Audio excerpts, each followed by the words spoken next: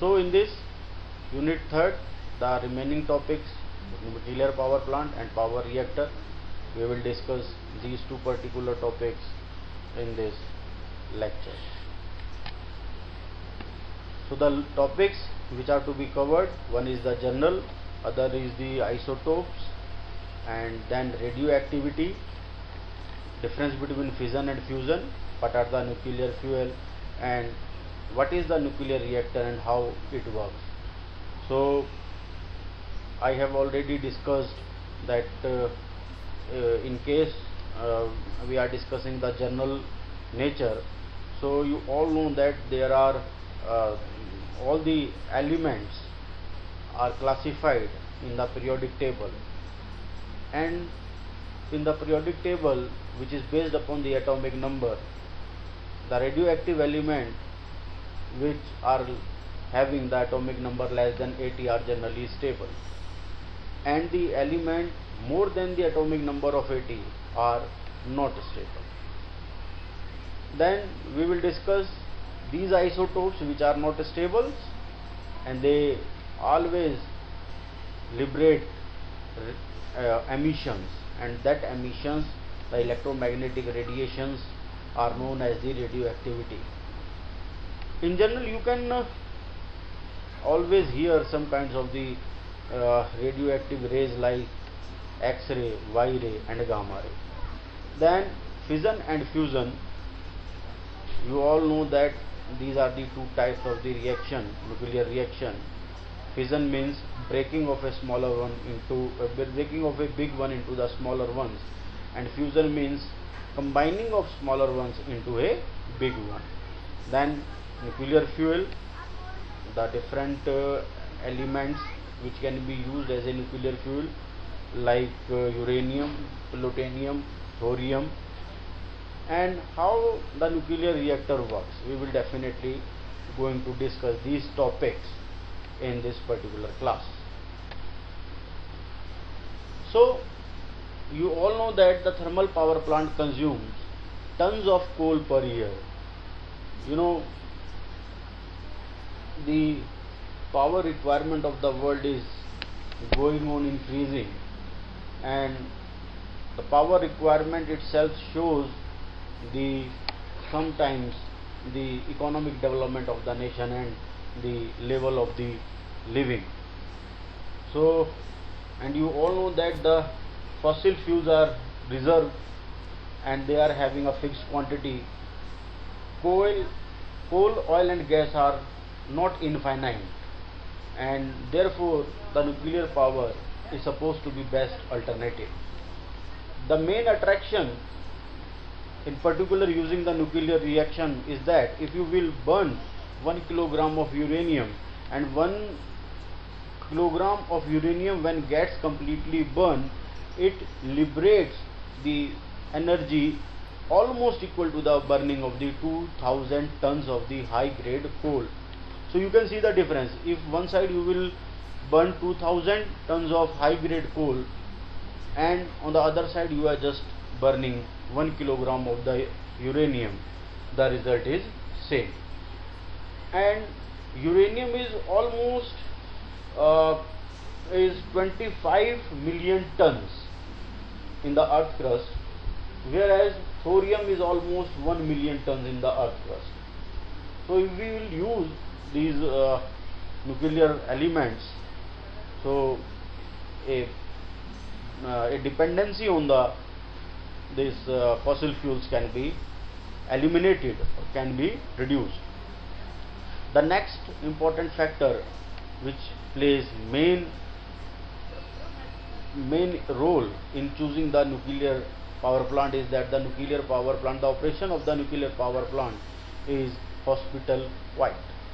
So there is no noise generation in the nuclear power plant. So the topic is isotopes, and the isotopes, you know that they are the elements which are having the same number of the protons but different number of the neutrons. You all know that whenever we see the atomic structure of element, in the atomic structure there is a nucleus in which the protons and the neutrons are present in that, and at the outermost shells the electrons are revolving.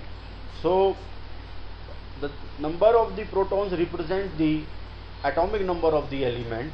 So if the number of protons is same, means atomic number is the same, but atomic mass is different, because atomic mass is the combination, or it is the sum of the number of proton and number of neutron. So proton number is same, that is its atomic number is same, but mass number is different, means number of neutron is different. So these elements are known as the isotopes, and uranium has 5 isotopes. They all are having atomic number 92 and different mass numbers like 233, 234, 235, 236 and 238. So radioactivity, some isotopes are stable while some are not. I have already discussed with all of you guys that the isotopes of the element having atomic number 80 or less than 80 are generally stable, and those who are having atomic number more than 80 are unstable. They decay by emitting electromagnetic radiation. I have already told you regarding electromagnetic radiation. These are the rays which coming out from the nucleus, and you all know that these rays are generally classified into alpha, beta and gamma rays. So alpha, beta and gamma rays are the radiation which are emitted from the isotopes, and what actually happens that all alpha particles are having a mass number of 4, whereas beta particles are just an electron. They are having the negligible mass and they are having a negative charge, means beta particle behaves like an electron, and the gamma particles are as similar to the X-rays, and alpha, beta and gamma combined together are known as the nuclear reactions, radiations. It is known as the nuclear radiation. So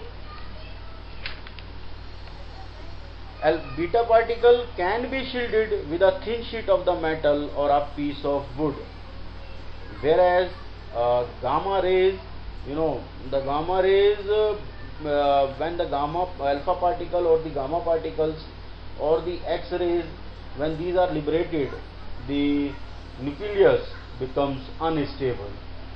So this is fission and fusion reaction, as I have already told you, and you have studied in your previous classes as well, that fission is the reaction in which a bigger particle is broken into the smaller, and fusion is that reaction in which the smaller particles combines together to make a big particle. So in fission, a big particle broken down into the smaller particles. In fusion, smaller particles are combined together to form a big one. Both liberated heat energy.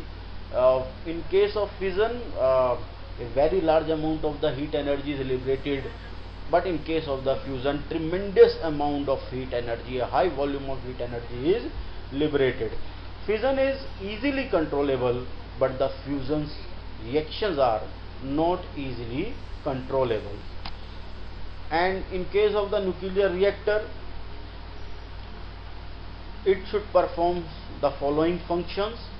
It should control the chain reaction, and the nuclear fuel should be placed in the nuclear reactor. Nuclear reactor should control the emissions of the neutrons. It should control the absorption of the neutrons. And the different parts of the nuclear reactors are reactor core, moderator, thermal shielding, reflector, reactor vessel and coolant flow. So in case of the nuclear reactor, the design of the nuclear reactor is like this, that there is a big thermal shielding, and then inside it there is a reactor core and moderator present in it. So coolant should always flow in that to cool down the heat liberated in that particular section. So this is the diagram. You can see that in case of the nuclear reactor is a big kind of vessel, and when you will see inside it the uranium containers, the fuel is like an rod, the different rods of uranium is placed inside it, and to control the emissions of neutron, the control rods are present in there. The coolant, that is cold fluid, is moving around it to control its heat, to step down the heat generated in the uranium containers.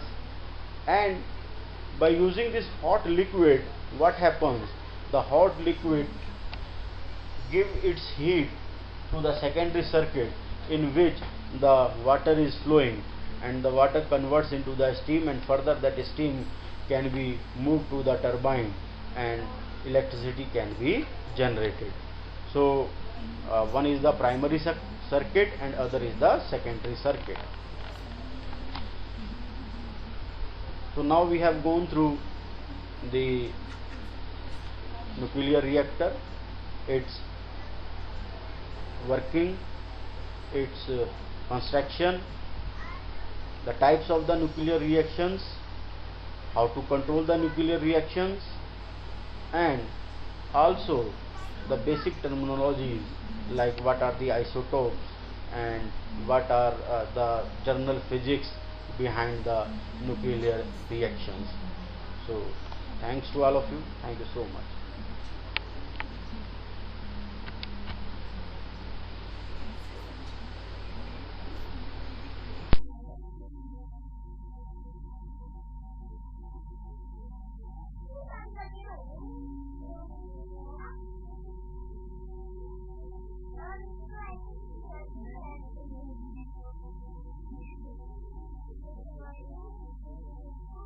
Thank you so much.